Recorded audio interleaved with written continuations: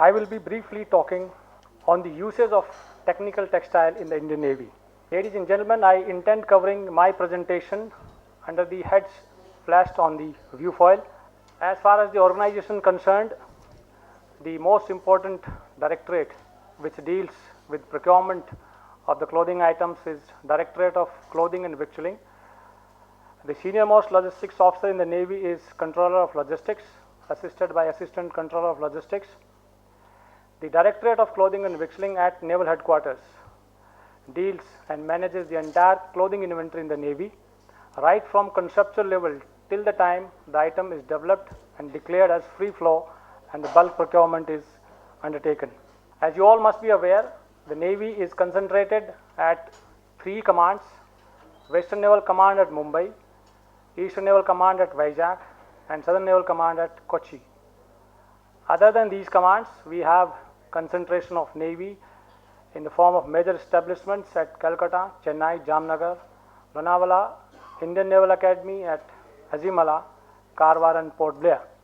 Other than the directorate is also undertaken by other establishments elsewhere in the country.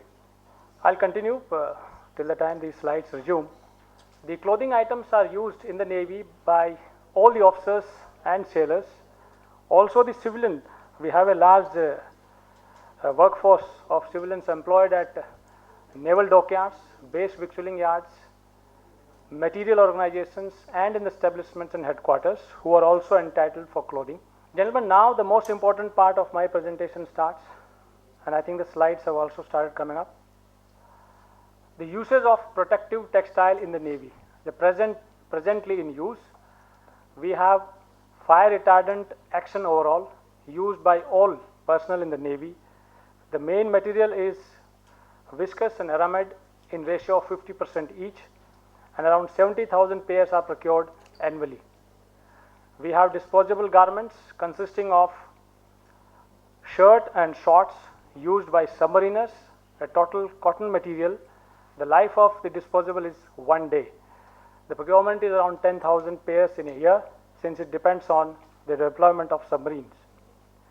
Then another important clothing item is the extreme cold climate clothing, consisting of 3 layers: the inner layer of cotton material, thereafter the woolen material, trouser and the jacket, and thereafter the overcoat called coat parka. Around 1,000 pairs are used because they are not issued outrightly, they are issued on temporary loan. Once the job is over, taken back. Then we have a special force marine commandos who use special overalls, bulletproof jackets, life jackets, life rafts and high altitude clothing as used in the army. Since we have not been able to formalize the local specifications for these items, we use military specs or the NATO standards for procurement of these items. Again, the volumes are very less, it's around 1,000 pairs in a year. Then we have flight deck clothing consisting of a lower part and the shirt full sleeve, fire treated, used by the air crew on board ships as well as in the air bases, around 1,500 pairs in a year procured. Then we have flying clothing specially for aviation pilots of Nomex material, around 700 in number procured. And we have something called anti-flash hoods and gloves used by all personnel on board ships during action time and exercises. Around 20,000 pairs are procured annually.